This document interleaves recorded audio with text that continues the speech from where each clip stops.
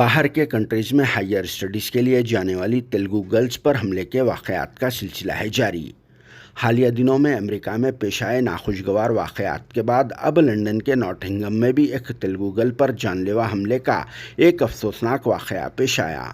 جس میں کہ تیجسونی ریڈی نام والی ایک 14 سالہ لڑکی کی ہلاکت واقع ہو گئی، جبکہ اس حملے میں مقتولہ لڑکی تیجسونی کی ایک قریبی سہیلی اکھیلا بری طرح سے زخمی ہو گئی اور وہ لندن کے ایک اسپتال میں زیر علاج ہے، جس کا کنڈیشن سیریس بتایا جاتا ہے۔ اس وحشیانہ کارروائی میں برازیل سے تعلق رکھنے والا ایک انسان نما حیوان ملوث بتایا جا رہا ہے اور بعد میں لندن کی میٹروپولیٹن پولیس نے حملہ کرنے والے کو اپنی کسٹڈی میں بھی لے لیا ہے۔ حالانکہ حملہ کرنے والا یہ انسان نما حیوان کچھ دن پہلے ہی برازیل سے لندن پہنچا تھا اور پھر مقتولہ لڑکی تیجسونی ریڈی جس مقام پر اپارٹمنٹ میں رہا کرتی تھی وہ بھی اسی مقام پر رہا کرتا ہے، جس نے 13 جون منگل کے دن لندن کے نیلڈ کریسنٹ ویمبلے مقام پر تیجسونی ریڈی اور اکھیلا پر ایک ہی ٹائم پر چاقو سے حملہ کر دیا، جس کے نتیجے میں تیجسونی ریڈی اسپاٹ پر ہی ہلاک ہو گئی اور پھر اکھیلا زخمی ہو گئی، مگر اب تک بھی اس حملے کا ریزن تو معلوم نہ ہو سکا۔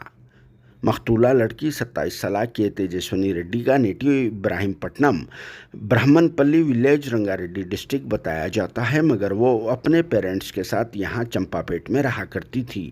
تیجسونی ریڈی کی ہائیر اسٹڈیز مکمل ہو جانے کے بعد اس کے ماں باپ تیجسونی کی شادی کی تیاریاں بھی شروع کر چکے تھے اور پھر رشتہ داروں میں ہی ایک لڑکا بھی پسند کر لیا گیا تھا اور وہ بہت جلد اپنی شادی کے لیے حیدرآباد بھی آنے والی تھی، جو اب آئے گی تو ضرور، مگر مردہ حالت میں، یعنی اس کی لاش کو یہاں لایا جائے گا، جو آپ اور ہم سب کے لیے بہت ہی تکلیف دہ واقعہ ہے، کیونکہ